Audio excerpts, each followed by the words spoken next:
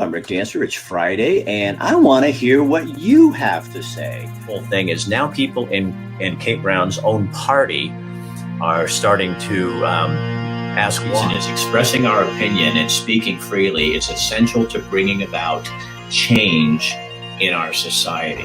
And the control that the government and people want to have over me, the more they grab and grasp at it, the less they can take it. Well, good evening, everybody. I'm Rick Dancer. Thanks for joining us tonight. And we have a really special show for you. A lot of stuff going on, a lot of last minute things happening here. So just bear with us. Our show is sponsored tonight by Chris Dental Family Dentistry, where they don't care if you've been vaccinated or not vaccinated. They believe your dental care matters, and they will work with anybody. You don't have to show a card or tell them your vaccine status. They're there to help you with your dental care, and that's why they sponsor our show. We're going to get right off the bat, just kind of kicking in. I know we're a little early tonight. That's because Mary Starrett joins us. Hi, Mary. Hey, Mary, Rick. she's a Yamhill County Commissioner. She's no stranger to the show. Last time I had you on, Mary, people love you. They really liked having you on. So you guys have a little lawsuit that the attorneys general for the state of Oregon has filed against your county and Harney County. Is that right? That's right, Rick. And you know what? There are so many lawsuits going on right now. I have to actually get my mind on which one you're talking about, because I filed an affidavit in one particular lawsuit, which had to do with vaccine mandate issues. And then there was another one that came down today from Jefferson County, where the judge denied a temporary injunction for Oregon State Police and firefighters. So that came down today. But the one you're talking about has to do with the Second Amendment sanctuary ordinance that Yamhill County passed back in April. And it took effect in July. And once the Senate Bill 554, which is the screaming anti-gun bill, once that came into effect, which is just recently, they put the hammer down and they filed suit against Yamhill County because our Second Amendment sanctuary ordinance said that we would not use county funds to enforce any gun laws that were passed after February of 2021. The minute that Senate Bill 554, which was the catalyst for the Second Amendment sanctuary ordinance, the minute that passed, they knew that they thought that they had us and they were going to bring the hammer down. And that's what happened. We're one of about 5 different counties that have passed Second Amendment sanctuary ordinances, which basically said we will not use any county funds to enforce unconstitutional gun laws. As you know, they're coming out of the state legislature fast and furious, and there's no one to stop them because the Republicans have, in my estimation, abdicated their role, and the only tool they had, which was to walk out, and they didn't do it. So now we have this Senate Bill 554. So the Attorney General, on behalf of Governor Kate Brown and the Department of Justice, let us know, Yamhill County and Harney County, that they were filing suit and asking us to nullify, basically to invalidate our county ordinance. And now the assumption is that because we're little, you've got a David and Goliath situation, that we're going to fold. Well, we just had an executive session with the commissioners today, and 2-1 decided that we were going to continue to fight this. So I don't know what Harney County is going to do. I hope that they will join us in this. But I think the minute that we pass these and they come after us, it's time for us to assume that's the beginning of the battle, not the end.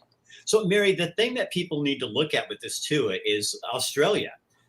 They gave up their gun rights. They don't have the right to carry guns. And look what's happening to them right now. I mean, to me, anytime the government has more guns than the citizenry, you're in big trouble. Absolutely. And these are the times that the Second Amendment was made for. If you remember, our founders were extremely clear about the fact that the Second Amendment was designed to protect the populace from a tyrannical government. And also, the Second Amendment is enshrined in the Bill of Rights. When you see governments at the state level trying to punish the law-abiding citizens, because let's face it, the thugs in Portland are free to carry guns that are unlawful, to commit crimes, and they're not being prosecuted. Right. We're going to go after the law-abiding ones. Isn't that crazy? And I don't understand, Mary, why people can't put that together and go, you know, what here is here's certain groups of people are allowed to have guns, but the citizenry is going to be having these, making it tougher and tougher to use them. Like put a lock on my gun when I'm carrying. Excuse me, Mr. Burglar. I need to get the lock off my gun before I can shoot you before you shoot me. I mean, you might as well tie my hands behind my back. Rendering your self-defense firearm completely useless. But what they do is sell these types of things. In other words, we're trying to keep people safe. Well, remember, the law-abiding citizens are the ones who are going to abide by all these laws, and the bad guys never do. One more law doesn't change that. So what is Yamhill? You're going to keep going. What does that mean? This means you'll end up in a lawsuit with them, with the state? Well, we already are in a lawsuit with them. And basically what we have said, determined today, is that we're going to continue to fight this. We've made the decision not to rescind our ordinance. We are going to basically do what we can to fight back on this. But we have to remember that the courts, as we're seeing, the courts are bought and paid for, that the judges are not going to break ranks with the governor because most of the judges have been appointed by her. Right. So we have to assume that that's what's going to happen. Nevertheless, I think that the worst message we could send to the people in Oregon and to the state government is that we're going to fold the minute they go boo. And don't you think, I know I'm pushing it over to issue here, but I think this really is the thing is power will push and push to see how far it can get you to go, kind of like your teenagers. And until you push back and say, nah, that just went over the line. And I bet that the powers that be are sitting there going, oh my God, I never thought Oregonians would go this far. Let's keep pushing because they'll fall for anything. Well, and remember the two counties that out of all the counties that have Second Amendment sanctuary ordinances, Yamhill County and Harney County are small counties with not a lot of resources. Nevertheless, whatever resources we have, we're going to use to fight this. And the other good thing that we have on our side is that the Second Amendment sanctuary ordinance, which was challenged in court in Columbia County, that was, we prevailed on that. So we're going to use that as precedence and to continue to go forward and just make the decision that we are not going to fold. All right. Mary Starrett, Yamhill County Commissioner, thank you for joining us. I know you have another meeting at 5:30. I don't want to get in your way. And I really That's okay. That little 10 minutes you gave us because we really appreciate it. I think a lot of people will be happy to hear that you guys are fighting. Thanks a lot, Rick. You're welcome. See you later. All right. Mary Starrett, she's a Yamhill County Commissioner. We want to thank her for being with us. So we want to thank Yamhill County for voting to fight this thing. That's where the power is, guys. The power is in the people. But we're not being told that. We're being told to submit, and we have to stand up for our rights. So we have a lot more in our show tonight, sponsored by Chris Dental Family Dentistry. Kim Starr's going to be joining us in a minute with the Oregon Riders Society. These are a bunch of badass motorcycle people doing some really cool stuff for people. And we also have another really cool story, John and Joni, a couple out of Gresham who got rid of a lot of their stuff, all their debt, living in an RV, building a house, and they're going to tell us how to kind of, it's just a wonderful story, and I love it. So we're going to have that coming up at the end of the show. But first, what would we do without our little juice every day, our kind of snide little friend, Bill London from KPNW, giving us the daily news. So here's Bill with the news. We'll be back in about 5.5 minutes with Kim Stark. Hang in there. Hi. I'm Bill London from the 1120 AM and 93.7 FM KPNW studios. And here's a look at some of today's stories. And I figured today we'll start off with something that doesn't have anything to do with COVID mandates. Not that it's good, but still. So children's advocates are pressing ahead with a federal lawsuit intended to force the state of Oregon to improve its foster care system, which has been troubled over the last decade. This after a U.S. district judge rejected arguments by Oregon's attorneys that the case should be dismissed. It should be noted that not only Oregon DHS, but also Governor Kate Brown is named as a defendant in this case. Now, a central argument in the case filed by Disability Rights Oregon is that Oregon violates the kids' constitutional right to due process. They say the state does that by failing to protect children from harm in their care and failing to protect kids with disabilities from discrimination and unnecessary institutionalization, as they put it. Among the plaintiffs in the suit, a teenage boy who had been subjected to such obvious physical and sexual abuse that the state had received 35 reports of abuse and neglect regarding the boy and his sister since they'd first been referred to the state in 2010 and did nothing about it. Then there's a 9-year-old girl who was sent to a program in Montana where she was drugged and chained to a bed. Then you have a teenage Native American boy who lived with at least 50 different foster placements, none with tribal members, and was about to age out of the foster care system at the time the lawsuit was filed. So leaders of Oregon's legislature joint housing committee are asking Governor Kate Brown to issue an executive order to extend protections against evictions for renters who are struggling to make rent payments. They sent the letter on Wednesday, and they notified Brown that the threat of eviction is imminent for more than 12,000 Oregon households that have applied for federal rental assistance but haven't gotten it yet. The ask is to extend the statewide 60-day pause on evictions to 120 days for those struggling to make rent because of the pandemic or who happen to live in counties with big backlogs of unprocessed applications for assistance. So the governor's office replied that no, they can't do that because they are hampered by the state constitution.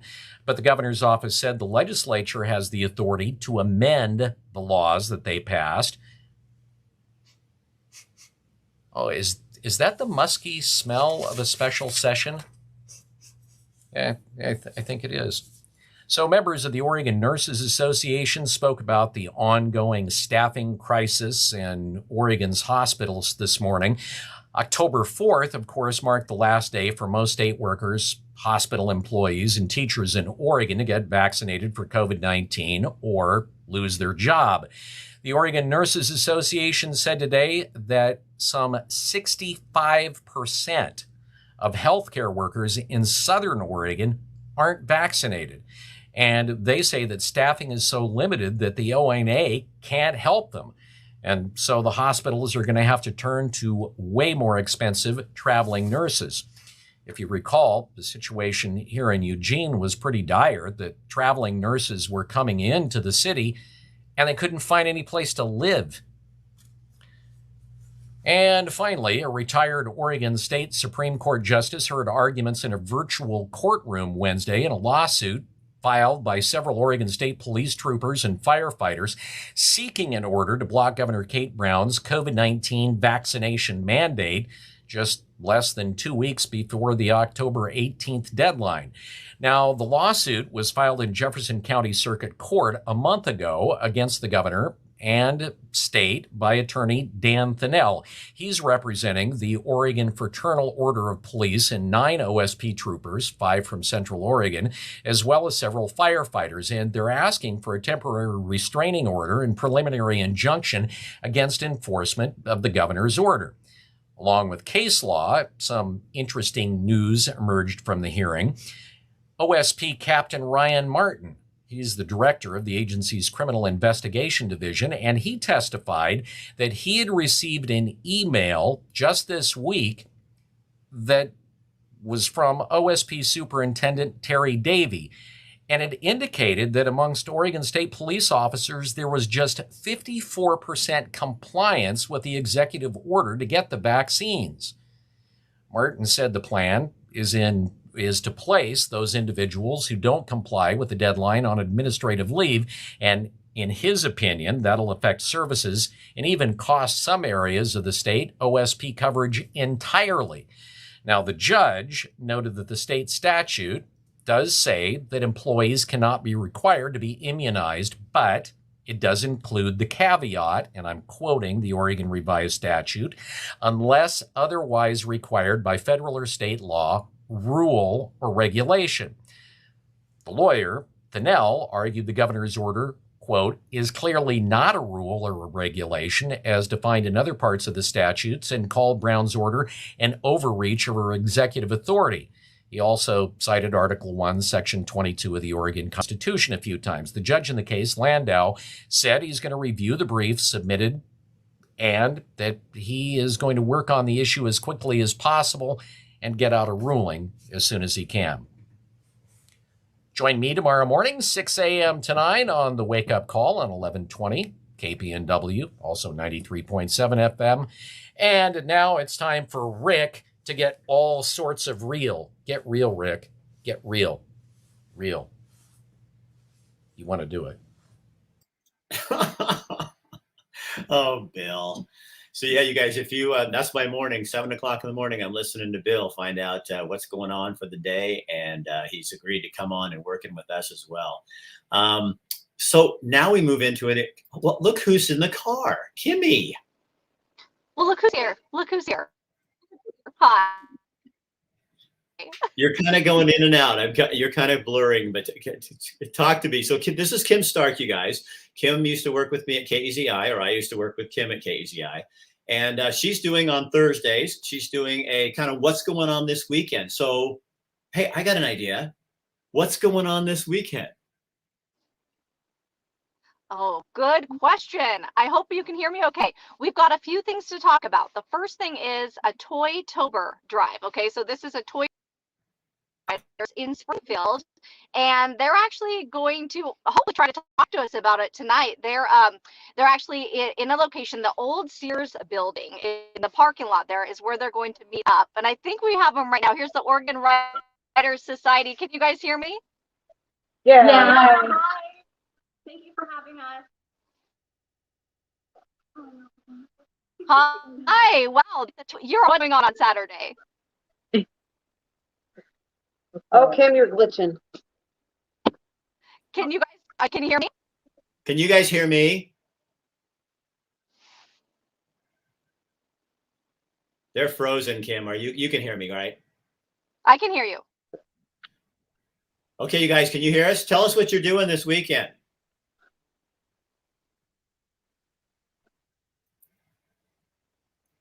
Can you hear us? Oh, I think they're.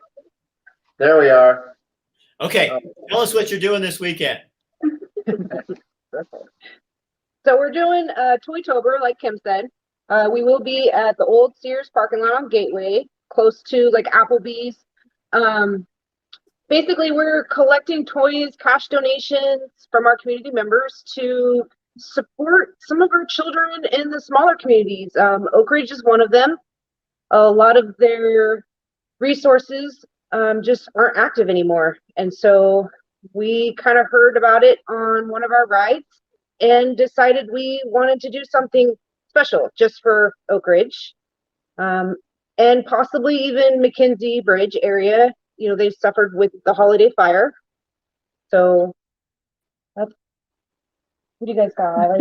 I don't know. That's kind of the gist of it. We'll be collecting new toys, and we'll be out there from 10 to 2. 10 to 2. 10 to 2, and people can drop off cash or toys.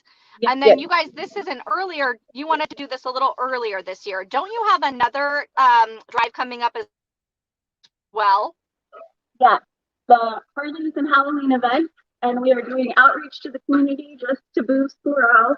It's a free event open to the public. We'll be giving out trunk or treat bags at our station. We're really excited, looking forward to both events, and we hope we can get the community support as well. Yeah. The location for the Harley's and Halloween is the parking lot between Coburg's Pizza Company and Wells Fargo Bake in Springfield off of Mohawk.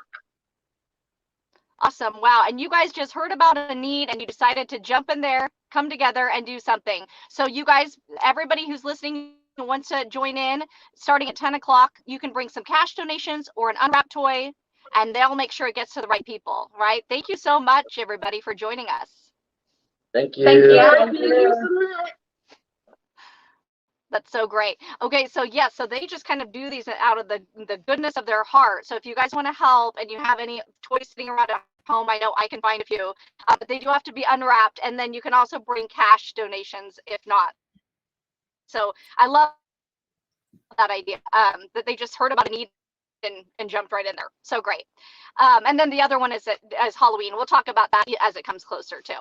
So what else is going on, Kimmy? Okay, so the next thing, yeah, There's more. There's more. Okay, so another thing, we got an email, Rick, from a parent they're called Corvallis Parents, and they kind of have a group, and they are holding a rally at Corvallis Courthouse on Saturday at 10 a.m. And this is to out. They're a little bit concerned about the superintendent's decision. They're looking into right now possibly mandating vaccines for students. They're going to rally to kind of maybe have a little, sway that decision a little bit. So these parents have their own website, their own Facebook group, and they are the Corvallis Parents. Stand Together Corvallis Parents. So if you're interested, if you're nearby Corvallis, anywhere near there, you can contact them and get involved with that. Another thing, if you are into rescue dogs, they focus on pit bulls and dogs that need homes, but they're open to any breed. And these rescue dogs, some of them have been with them for a really long time. Wow. So on Sunday, they're going to have a Facebook Live event with their Facebook group, which is Unbreakable Rescue Allies on Facebook. You can search them up. And they are going to be looking for donations just by clicking a button on their site. And they have a bunch of contests going on. They're a newer group, so they could use a lot of support. They don't have a lot of followers or a lot of money right now, and they really need money for vet bills to take care of these dogs. So if you're a dog lover like me, join them, their little Facebook Live. It's on Sunday evening. You can just click a button and help them out. And I promised them we would help them get the word out about that one. And then if it's, I don't know what the weather's going to be for sure. It looks like it might hold off for apple days at Dietering Orchards. Can't go wrong. Can't go wrong out there. And Oktoberfest with Ninkasi. It's called the Better Living Room. So those are some fun events that are just us. The first one's a fun family event at Dietering. It's always a good time out there. So. All right, Kim. So just so you know, you're kind of like watching one of those old a Japanese movie where they set volume up because your signal's kind of funny, like your lips are moving separate from your voice. But I'm kind of trying not to laugh because I'm on camera, but everybody at home is probably going, how come that woman can speak and not make her mouth move? You're pretty amazing. You're kind of like a ventriloquist. And now you're frozen. Isn't that impressive, right? I'm so tricky. I know. All right, Kim. So we roll with it. We're used to rolling with it. Hey, we'll see you on Tuesday for Elements of a Healthy Life, okay? Sounds good. Bye. See you. Have a good weekend. All right. Sorry, we have a little signal issues sometimes. That's just kind of how the world works. This has been one of those nights like that. So, again, thanks for being with us. And do you guys see my little message? If you're watching and there's a little bell on there, you click that, and then every time we come on live, it'll notify you that we're here. So that way you'll kind of be already ahead of the game. Again, our show is sponsored by Chris Dental Family Dentistry. And now we go to our last story of the night. John and Joni, how are you guys doing? Doing well. How are you, Rick? Good. So John's mom loves her boy and sent me an email, and I was intrigued, and I said, okay, I got to do this. I want to find out more about what you're doing. So John and Joni, tell people you have no debt. Is that right? Zero debt. Everything we have, we own 100%. And it was a move based upon, there's my mom commenting now. John is going, I got you on the big time, honey. So my wife worked in healthcare.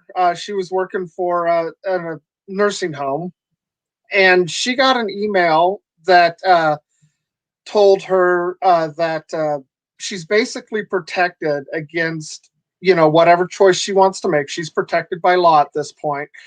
But when those laws change, they will revisit their policy. When she got that email, she came home from work and we're selling the house and moving to the mountains. And I'm like, okay, well, let's do this. We already had the property up here. We already own the property. We hadn't been building on it yet. And we wanted to protect ourselves against what we see as a coming political fallout.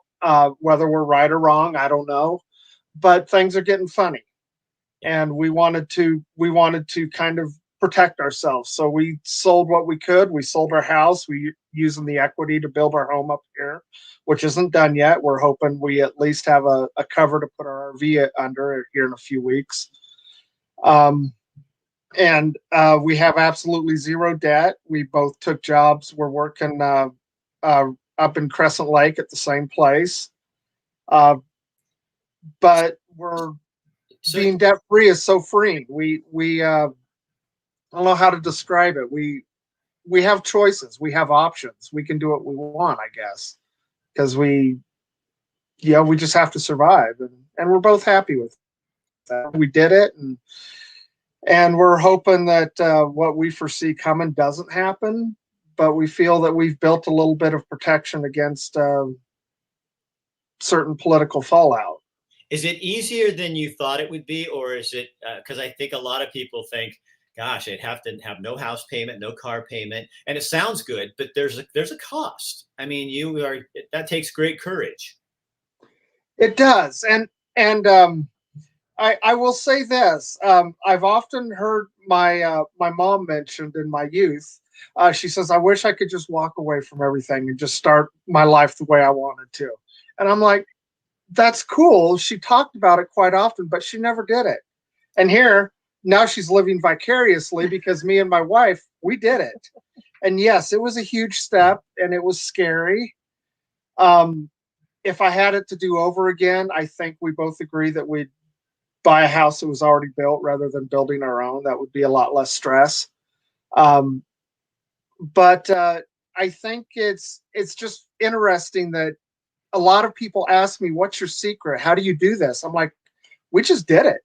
We just did it. We put a for sale sign in front of our house and we left. So what about healthcare? Somebody's asking, what happens if you get sick? I worry about healthcare. We do too. And it was a concern because I was working for a major bank at the time, and I ended up leaving that behind. And yeah, I had health insurance. I don't now. And yes, that's a concern, but we have a little bit of savings. There's things that we can take care of with cash as long as it's nothing major. I suppose if either one of us needs a major surgery, we're in trouble. But like just recently, I had a tooth go bad on me. We had cash. We were able to pay for it with cash. Right. And that was nice. But yeah, it's a concern. But I think the bigger concern for us was being tied down and being in a position where we were more or less tied to the system. And we didn't want to be tied to the system that much.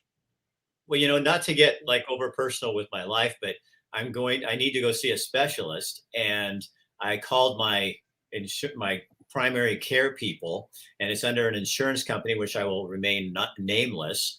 But I know the specialist I want to go to, and I've read up, and this is the research that shows it.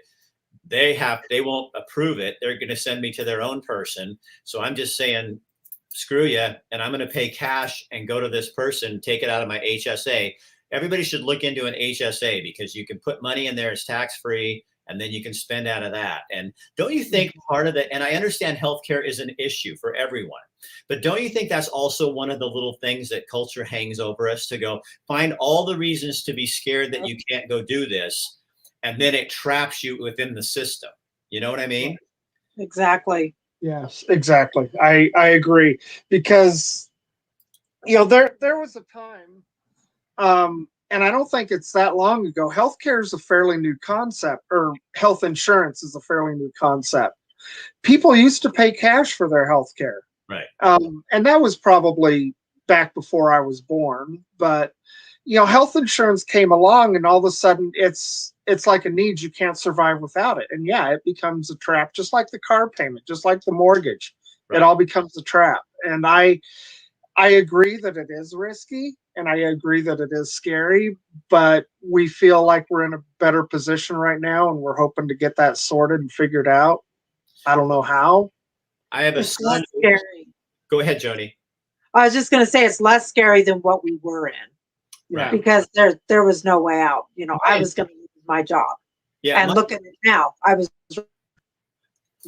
Think about your health and how much better off you are because you're not worried. You took basic jobs. You came from corporate and healthcare. You took basic jobs. And so you've taken the stress out, which how many people, it's like this, you know what it is, you two?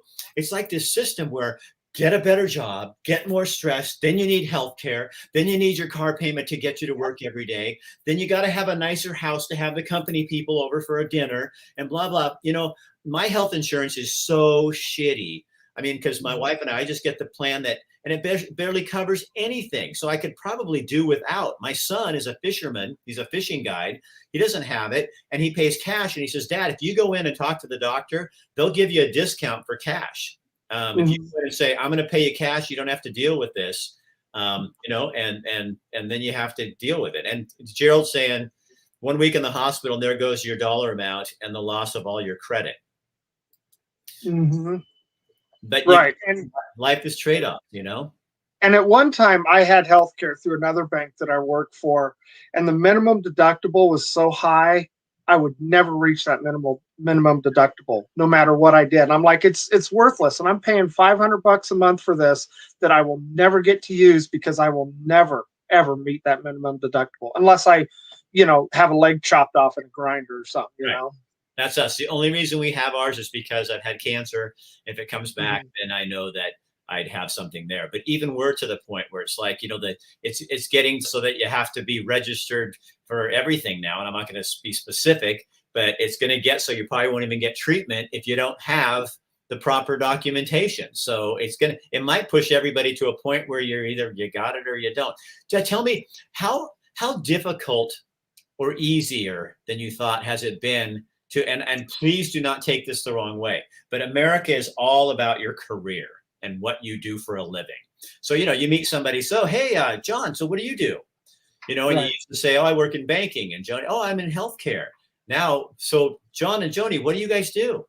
Answer me. Well, we both work at the Odell Sportsman Center, which is up on Highway 58.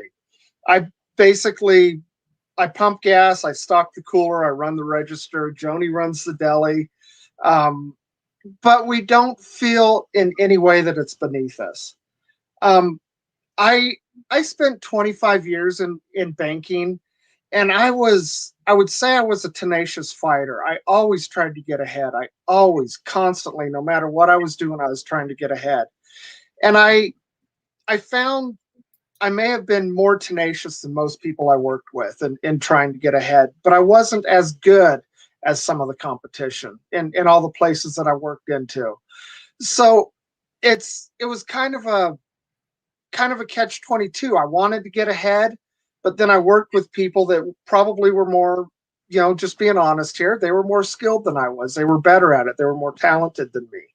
And it got to a point where it was beyond stressful, because I wanted something better, but I thought I was following the American dream, right? Yeah. You got to do better at your job. You got to get a promotion. I got burnt out. I'm like, I'm tired of this. Why am I pushing so hard for this? Let them do that. I'm happy pumping gas at the Sportsman Center. It's all right. It's not beneath me. So I've often thought to my wife, said to her, my favorite job was when I worked at Copeland Lumberyard in college and high school, waiting on contractors and people, serving them. This is back in the day when you didn't have Home Depot, where you drive in back and somebody loads you up. I worked with those people all the way through. And I thought, gosh, as I get older, that might be kind of fun to go back into some kind of thing like that, to do it. But I think culture tells us, we have to go out with a bang and this big thing, and all I want on my headstone is Rick Dancer, he tried. That's it. I have a friend who said, I asked her what she wants to have on her epitaph.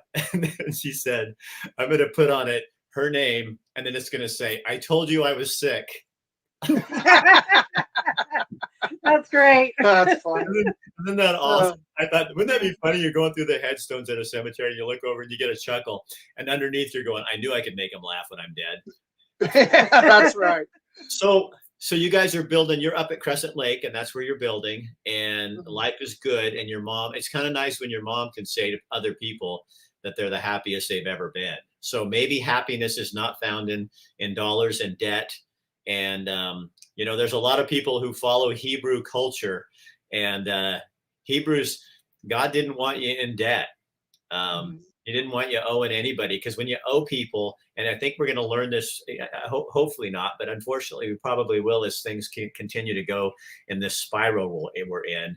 That we're going to have to depend on each other, and we're not going to be able to depend on the systems. The new reset may not be the world reset that the world resetters are talking about. It may be a reset for all of us in our own minds of how we're going to protect ourselves and get ourselves in a different place. You think? Right. And I agree with you there. And that's part of what we did and why, because we felt that we needed to make sure that we were safe and that we were in a position where we could make decisions. And we are now. Basically, our home's on wheels. If we don't like it here, I'll hook up to the truck and go. Well, except we're building our home here. Yeah, I guess we got to worry about that. But Yeah, but we could if we had to. we could. Right. We could if we had to. You know what you guys should do? You should write a book. You know what I mean? Well, Just the truth about, what I would be so interested to find out as you continue this journey is the things that you did were free of. Because if you notice, and I'm not picking on you, Gerald. Gerald says I should put on my tombstone, Rick Dancer got real. Hey, Gerald, how about if we do this? Rick Dancer got real dead. But if if I even, and I'm not picking on you, Gerald, but even first thing when people start talking about this is all the reasons we can't. And that's what we always do in our culture. And in Oregon right now, this really concerns me in Oregon, is it's always why this won't work rather than what will work. How can we make this happen? What can I do in my life that I never thought I could do? And my whole theme right now in this episode of my life is courage. It's doing the scary thing that's going to make you come alive. Because the last 2 years, the culture, the government, and even society has tried to separate us and keep us down and keep us quiet. Shh, don't ask questions, Rick. You asshole, don't ask questions. No, we need to ask questions. We need to come alive. We need to be around other people and each other. And we need to take the hard steps that are going to allow us to be able to do that. Right. I agree. And support each other through And it. support each other. Absolutely. Yeah.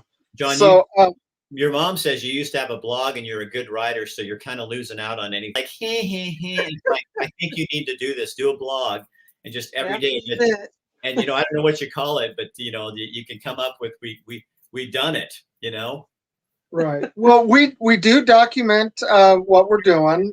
We're if people want to look us up on Facebook, we're Over the Hill Ventures on Facebook. So please feel free to follow our story. We tried to post up there what we're doing and why. And it was originally supposed to be about us enjoying travelers or traveling, because we both love to travel. But once we did this, it's like, well, we're probably not going to travel as much. So it kind of morphed into Operation Mortgage Free, which is our hashtag that we use, Operation Mortgage Free. How do you do this if you don't have equity, land, or home already? Good question, Tony.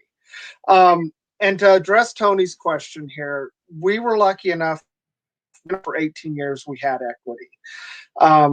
And that helped us make decisions. And I would encourage people, especially younger people, do what you can to buy a house, or do what you can to save money, do what you can to make wise financial decisions. We made a lot of poor financial decisions in our life.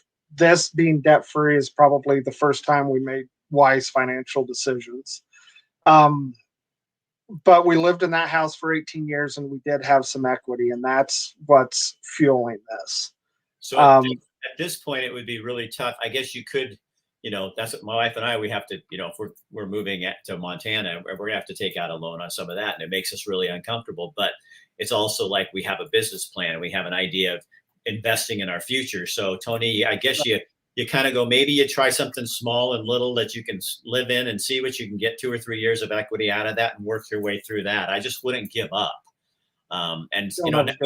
we've created a system that you kind of have to participate in to a degree, which you did too, and get that equity. And then when you know, and it might be earlier, and Tony, you might not have as much by the time you get out, but you know, at least start doing something, saving and that sort of stuff. An RV, yeah. I'm sorry, she just wrote on here, an RV, yeah. Save the money and go buy an RV so that you're self-sufficient, that you can do what you need to do. That's a great idea, Tony. Here's my friend Dave Lovell. He says your book should be No Debt, No Regret. No debt, no regret. I like All right. Yeah, and I agree. No regrets. What we're doing. So we're all just here helping you, John. Oh, thank you. Yeah, and as soon as you said something about writing a book, I knew my mom would chime in. My mom wants me to be a writer. I like to write, but it takes me time to sit down and get rid of everything else in my life. And yeah, I probably should write. It's just time. I love to write, and so here's my kind of thing. I just sit down and I just do it. And I listen to my son's second grade teacher because I'm not a good speller. And she finally said, I tell my students, just write. Don't worry about spelling or sentence structure. Just write it and then go back and look it over. But I think sometimes what writers do too much is they look over every single word, how it's going to come out. And then you lose the humanity. For me, you lose the humanity in it. So just write the stuff down, John. I feel like I'm your father. Write this stuff down, John, and get it on paper, and then you can go back and clean it up later. But don't miss you should be journaling every. Who made you king? You should be journaling. You sound like my mom. Shut the hell up, Rick Dancer. You should be journaling every day, just writing what happened today, what did I learn, what did I experience. And Joni, I'd say that to you too, is then you guys, because I think that if this goes on and keeps doing what's going on, I think you could have a manuscript or something that could be super helpful to people to walk them through the basics of how to do this. You know what I mean? Yeah. Right. I like it. Yeah. And your mom says she's an excellent proofreader. She is. Donna, you're not getting paid because you're his mom, just so you know. Yeah, that's right. Moms work for free. That's what she did. You know what, John, she did? She's going, I want my kid to write a book. I'm going to put him on Dancer's show. And Yeah. and Rick will guilt him on the into spot. doing this. And then I get to proofread everything he writes. I see your game, Donna. Listen, this poor guy. She's laughing out loud. You grew up with a you know? Hey, you guys, thank you so much for sharing your story with us and letting us hear how you did it. And keep in contact with me because I'd love to hear more from you and about you. Okay. We will do that. We will let you know as we have updates. And like I said, we would encourage people to follow us on Instagram and Facebook, Over the Hill Ventures, and see what we're doing. All right. Yeah. All right, you two. Thank you so much. Okay. Thank you so much, you. Rick. And you're the only one that had Wi-Fi in Mary that really worked well. So there you go. Well, see, you could have us back then. There you go. See you later, guys. Okay. See ya. All right. So that's how it goes. Yeah, that is inspiring. I think that is like super cool that you can have the guts because, and I know you guys are, probably getting tired of it, but that's kind of a theme right now for me is courage. I want us all to have the courage to do the thing that we're supposed to do. There's so many people walking around who are just not alive. I mean, their heart's beating and they're breathing, but they're just existing. I don't want to exist. I get 60? Well, I've had more than that now. So I get 70, 80, 90 years, maybe 100 in adult diapers, to be on this planet and doing something. And if I don't do the thing I'm called to do, then what happens? I want to be able to put he tried on my headstone. I tried everything, anything that was there that was going to be interesting and good. So I hope that encourages you to do something. It doesn't mean you have to do what they did, but like Tony, she's coming up now. She has an idea. Buy an RV. Find some way to be able to do what you have to do if this gets really, really worse. And you never know. I'm not predicting anything. I'm just saying we're on a roller coaster, and I want to make sure that I have an exit plan for that roller coaster, and you probably should too. All right, I'm Rick Dancer. We want to thank Bill London at Rick Dancer, Get Real with Rick Dancer and Friends, Kim Starrett, Bill London, and all of you are in that campus as well. So we'll be back on Monday I've got a really interesting podcast. We've got a couple of doctors have a podcast in Lebanon, and we're going to talk about some of the things about the vaccine, but we're going to be very careful so YouTube and Facebook don't pull us down, because they did last time when I talked about that. So they're going to be on. And we'll also have on Tuesday, Elements of a Healthy Life. And I'm also talking on Tuesday to an attorney out of Jackson County who's been helping a lot of people get around these mandates with religious accommodations. So they've been having really success with this. A local person who's a friend of mine who's really worried, he takes care of people with disabilities, is going to lose his job. The 18th is coming up a week from Monday. There's going to be a lot of panicked people out there. So we're going to put this out there so you can have a conversation, find out more about what that is.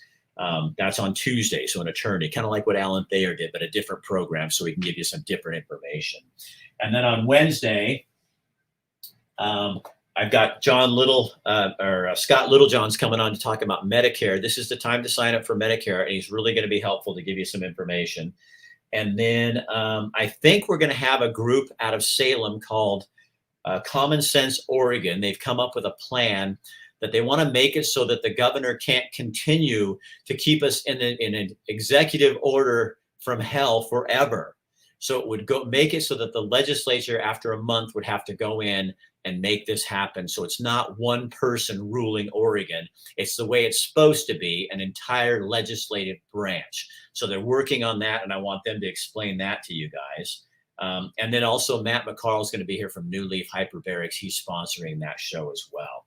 And we just got so much going on. Oh, and remember on Bill's newscast, he was talking about the evictions. I had a lady walk up to me yesterday, and she handed me a card, Tara, and she handed me a card, and that's what she says. This is horrible for property owners. So we're gonna have some property owners and her on later in the month on the 18th to talk about that and what this is doing to them. Welcome to our new show, and we're really happy to have you. The best thing you can do for us, talk about it, share it on your page, and let other people see it.